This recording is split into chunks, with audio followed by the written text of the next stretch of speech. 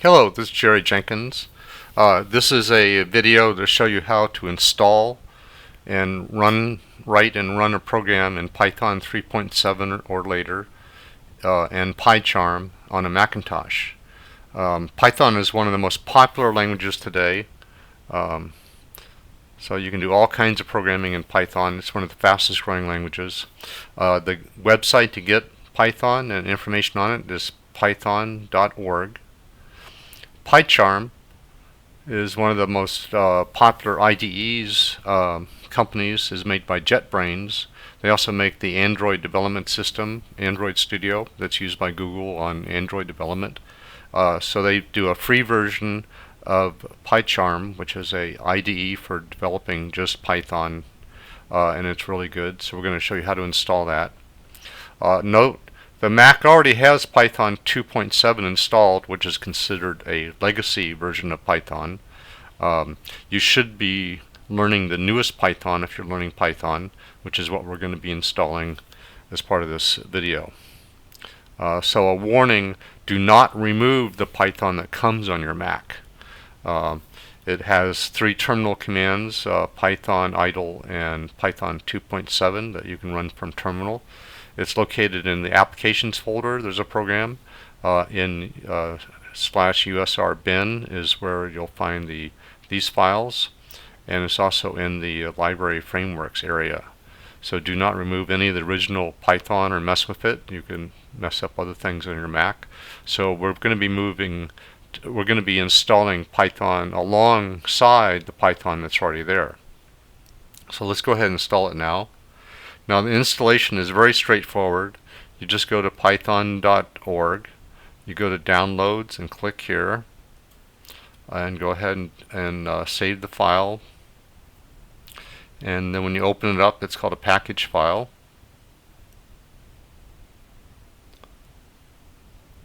And you're just going to accept all the defaults. Just note, it will install a 64-bit version, which is what you need for almost every modern computer. And we'll just go ahead and go through this. You have to agree to the license, and then go ahead and hit install and put in your admin password.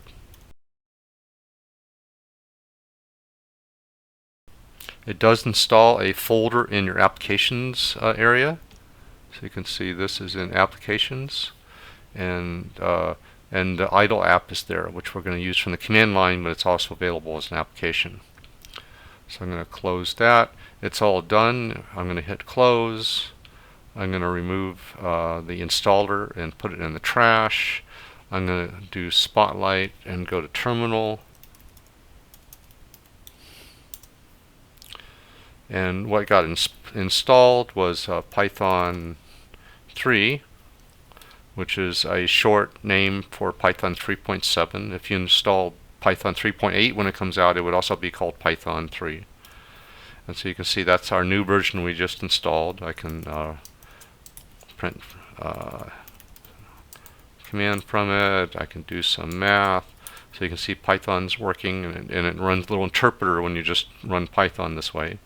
You exit by calling a function called exit. There's also a command called idle 3,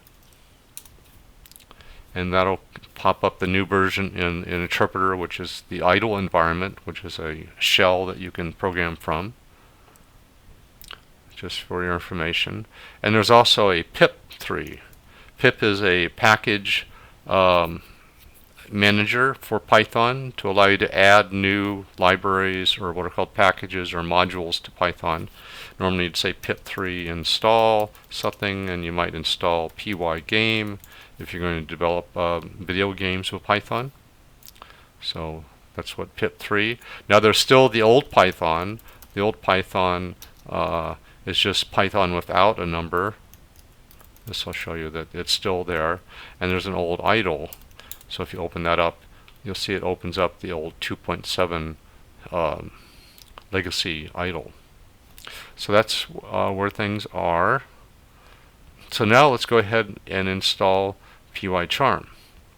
So to get installed PyCharm, you go to JetBrains.com.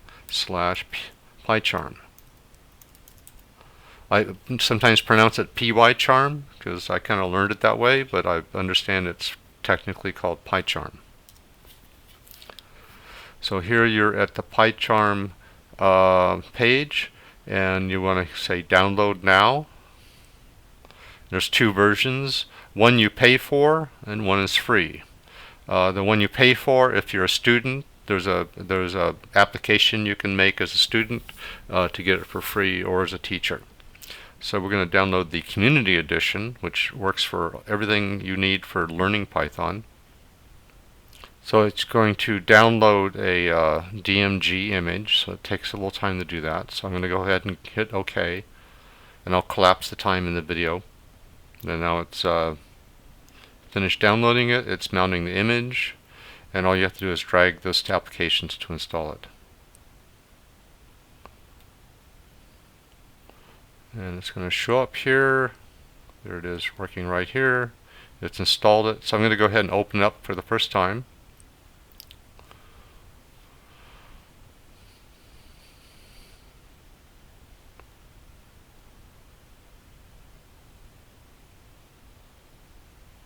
And when you first open it, you'll see this window.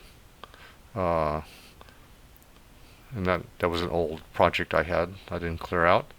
So it'll say create a new project or open, and that's what you primarily want to do, is open a previous project or a new project. A project is just another name for a folder that you keep all the files for one project in.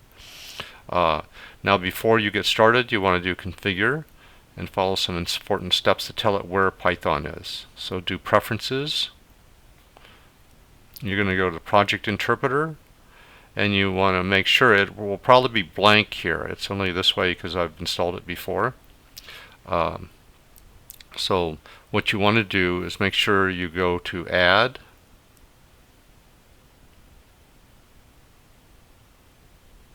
and you'll see this. Now here's what's really important. Right now it defaults to what's called virtual environment, which is very nice to use when you become a little bit more advanced at Python, but we want to just always use the built-in interpreter directly. So we're going to click on System Interpreter on the menu on the left of the Add Python Interpreter. And then it's going to give you a list of the interpreters it found on the system here, and you can see there's quite a few of them. When you see 2.7 or just the name Python, those are the old legacy interpreter. We just installed 3.7. Choose, actually it's loaded as Python 3, so I'm going to choose that and go ahead and hit OK. So when you're done, you should see it say Python 3.7 up here, and it will have it'll be in the directory usr local bin and then Python 3. And go ahead and hit OK. And now it's set up that whenever you create a project, it'll default to that interpreter.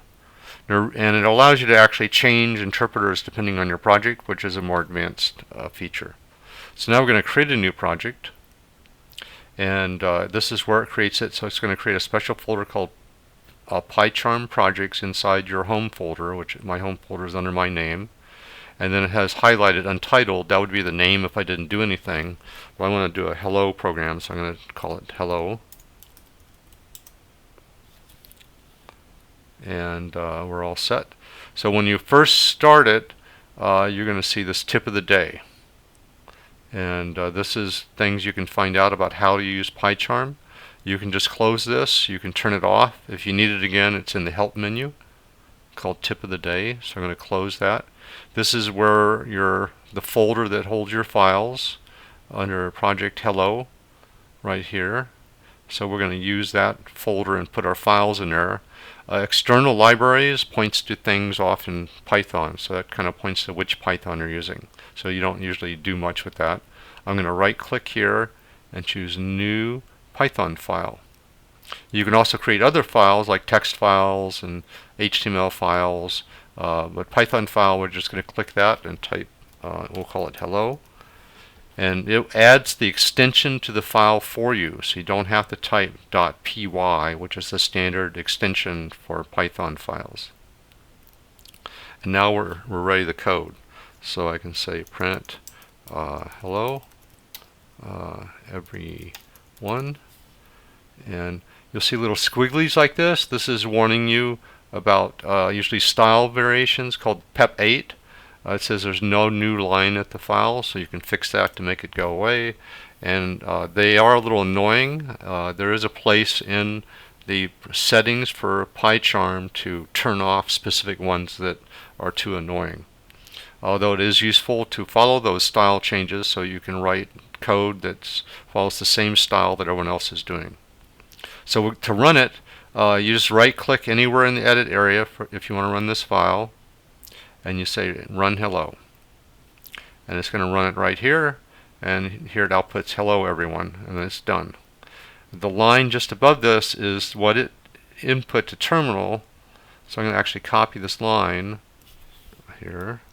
So I'll do a Control C or a Command C on a Mac. So this is the Python command version 3.7, and this is the file that I just created. So it has the full path. So I'm gonna go back to terminal, and here's the terminal, and I'm going to paste in that line that I just copied and hit enter, and you'll see it runs it in the terminal. Although I don't need the full path, I just need to go to where my directory is. So my directory is user G Jenkins PyCharm projects. So I'm at the root directory, which is just at G Jenkins. So this is where I am. So I'm just going to cd PyCharm, hit tab to finish that, and then hello, which is the name of the project. And if I'll do a listing of the directory, there it is. So I just say Python3 hello.py,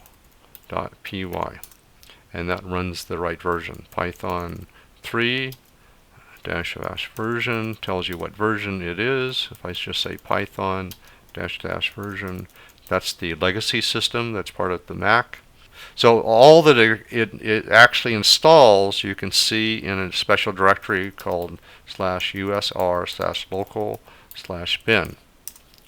And to get a listing of everything that was installed as part of 3.7, I'm going to do a special command here.